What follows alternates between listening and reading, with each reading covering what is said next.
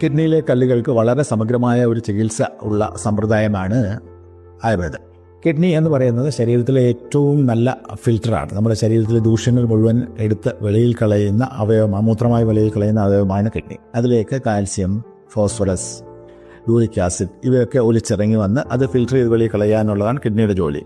പക്ഷേ ചില കണ്ടീഷനുകളിൽ ഇത്തരം വരുന്ന കാൽസ്യവും ഫോസ്ഫറസും യൂറിക് ആസിഡും ഒക്കെ തമ്മിൽ ഒട്ടിപ്പിടിക്കുകയും അത് സ്റ്റോണായി ഫോം ചെയ്യുകയും ചെയ്യും. ഇതാണ് നമ്മൾ മൂത്രത്തിലെ കല്ലുകൾ എന്ന് പറയുന്നത്. അത് കാൽസ്യം സ്റ്റോൺസ് ആണോ യൂറിക് ആസിഡ് സ്റ്റോൺസ് ആണോ, ഈ രണ്ട് സ്റ്റോണുകളുമാണ് നമുക്ക് ഏറ്റവും കൂടുതൽ ഇന്ന് കേരളത്തിൽ കിട്ടുന്നത്. ഇത് തമ്മിൽ തിരിച്ചറിഞ്ഞു കഴിഞ്ഞാൽ ആയുർവേദ ചികിത്സ വളരെ ഫലപ്രദമാണ്. ഇന്നിപ്പോൾ ഈ കാണുന്നത് പോലെ വീഡിയോയിലുള്ള ഇന്നുപോലെ കുറേയേറെ പച്ചമരുന്നുകൾ നമ്മളിവിടെ വേദഗ്രാമിൽ നട്ടു വളർത്തുന്നുണ്ട്. ഇത് വന്ന് വെളുപ്പിനെ കഴിച്ചു കഴിഞ്ഞാൽ കാൽസ്യം സ്റ്റോൺസ് ഏതാണ്ട് 90% പോകും.